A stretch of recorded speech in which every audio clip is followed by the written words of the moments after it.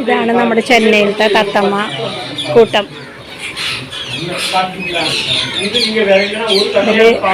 ഇതൊക്കെ തത്തമ്മകളാണ്. അതിന്റെ കൂട്ടത്തിൽ കുറച്ച് പ്രാവുകളുണ്ട്. പിന്നെ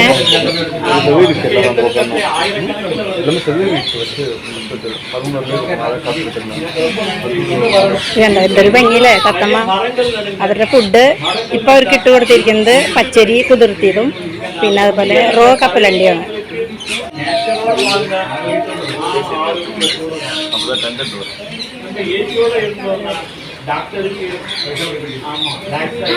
തത്തമ്മകളൊക്കെ വന്നു തുടങ്ങിയണ്ടോ?